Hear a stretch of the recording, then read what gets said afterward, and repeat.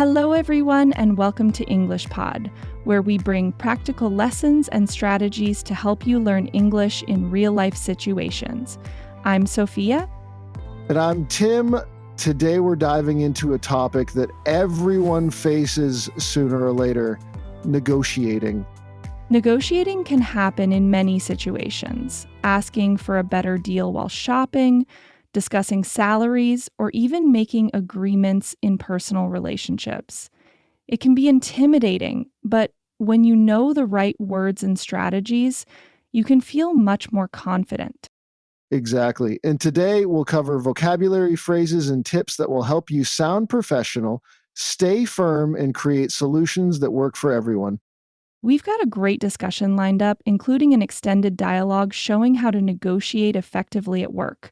We'll also share some additional negotiation terms you can use in any situation, so stick around. Tim, let's start with one of the most important words in this topic: negotiation.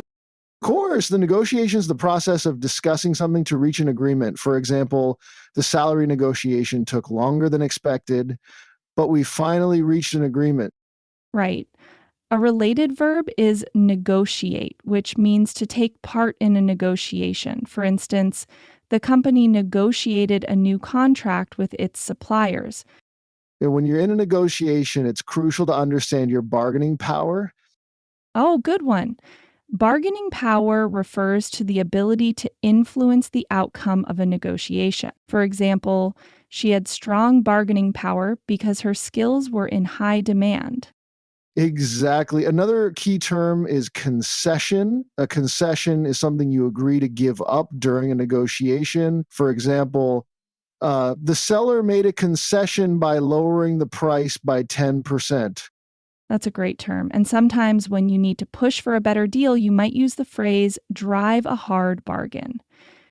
Oh, I love that phrase. It means to negotiate aggressively to get what you want. For example, he drove a hard bargain and got the car dealership to lower the price by $5,000. Another useful phrase is reach a compromise. A compromise is an agreement where both sides make concessions. For instance, after hours of discussion, they reached a compromise that satisfied everyone. Right.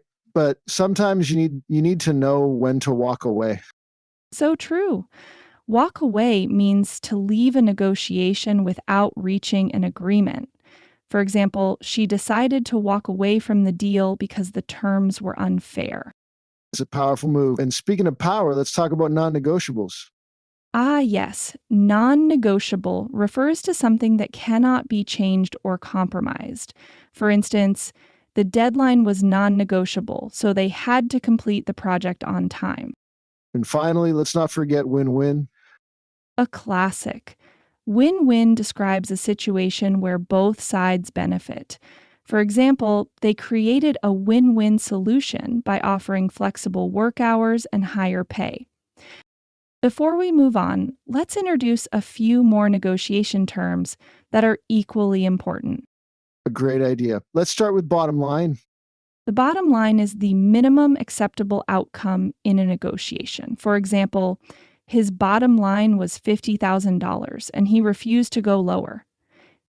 Another term is opening offer, which is the first offer made in a negotiation. For example, their opening offer was too low, so we made a counter offer. Speaking of counter offer, that's a response to an initial offer with a different proposal. For instance, we countered their offer with better terms. Good one. And let's not forget settlement, which is the final agreement. For example, after weeks of negotiation, they reached a settlement. Finally, there's common ground, which means shared interests or goals. For example, despite their differences, they found common ground and reached a deal. Now that we've got a strong foundation of vocabulary, let's move on to our extended dialogue.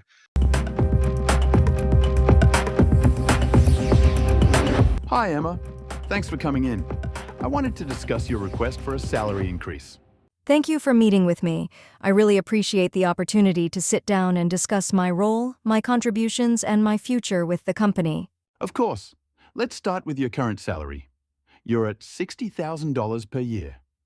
Can you explain why you feel an increase is justified? Absolutely. Over the past 3 years, I've taken on additional responsibilities and consistently exceeded performance goals. For example, I led the team that increased sales by 25% last quarter. I've also trained new hires, which has streamlined the onboarding process and saved the company valuable time and resources. These efforts, I believe, have significantly contributed to the company's overall success. You're right. Your contributions have been notable. What kind of increase are you looking for? Based on market research and the value I bring to the team, I believe a 15% increase, bringing my salary to $69,000, would fairly reflect my contributions and align with industry standards. A 15% increase is substantial, Emma. I won't deny that your work has been exceptional, but the company is currently facing some budget constraints. Would you consider a 10% increase instead? I understand the financial challenges and I appreciate you being upfront about them. However, I'd like to emphasize my bargaining power here. The results I've delivered, like directly increasing revenue and enhancing team efficiency, show the long-term value I bring to the organization. That said, I'm open to exploring a win-win solution if a 15% increase isn't feasible at the moment. That's a fair point.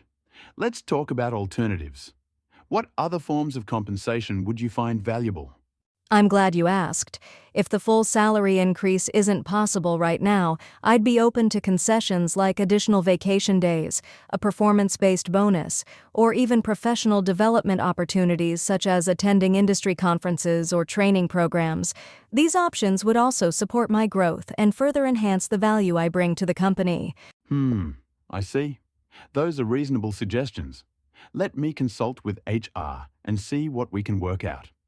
I want to ensure that we reach a compromise that acknowledges your contributions while also being realistic for the company's budget.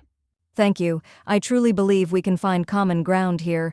My goal is to continue contributing to the company's success while feeling that my efforts are fairly compensated. I appreciate your flexibility and your professional approach to this discussion. It's clear you've done your homework, and I'll make it a priority to follow up with HR. Thank you so much. I look forward to hearing from you soon. I'm confident we can finalize an agreement that works for both sides. Absolutely. I'll get back to you by the end of the week. Thanks again for your time, Emma. Thank you. Have a great day. What a great example of a professional negotiation. Let's break it down. Emma started strong by listing her contributions. I've taken on additional responsibilities and exceeded performance goals. Providing evidence of your value is essential.